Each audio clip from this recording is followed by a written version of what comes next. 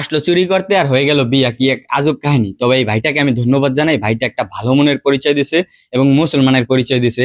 এই মেয়েটা কিন্তু প্রথমে মাস্ক খুলতে চায় নাই, সবাই মাস্ক খুলতে বলছে, খুলতে চায় নাই।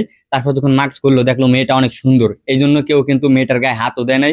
এবং দোকানদার ভাইও কিন্তু মেয়েটাকে কোনো প্রতিবাদ জানায় নাই, প্রতিবাদ করে নাই, ঠিক আছে।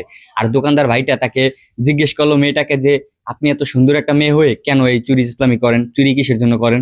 মেয়েটা জবাব দিল যে আমার স্বামী নাই, আমার মা বাবা আমার দায়িত্ব নিতে চায় না, আমি পেটের খিদে মেটানোর জন্য, আমার একটা বাচ্চা আছে বলে এই জন্য আমি চুরি করতে বাধ্য হয়েছি, ঠিক আছে। এই কথা শুনে দোকানদার চিন্তা ভাবনা করে, সে দোকানদারেরও কিন্তু বউ নাই, ঠিক আছে, আর ওই মহিলারও কিন্তু জামাই নেই, মানে মেয়েটার জামাই নেই। এই কথা ভেবে দোকানদার তাকে বিয়ের প্রস্তাব দিয়ে দিল। আর মেয়েটা কিন্তু অনেক খুশি হয়ে গেল, ঠিক আছে, মেয়েটাও রাজি হয়ে গেল। আর দোকানদার তাকে বিয়ে করে ফেলছে। আসলে তারা কি বিয়ে করে ভুল কাজ করছে নাকি ঠিক আছে, আপনাদের মতামত কমেন্ট বক্সে বলে যাবেন। আর ভিডিওটা শেয়ার করে দেবেন যেন সবাই দেখতে পারে।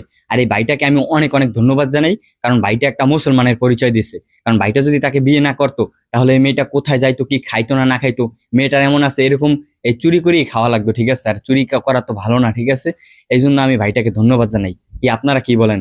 আপনারা ভিডিওটা শেয়ার করে দেন আর কমেন্ট করেন যে ভাইটার ভুল আছে কিনা। ধন্যবাদ, সবাই ভালো থাকবেন, আসসালামু আলাইকুম।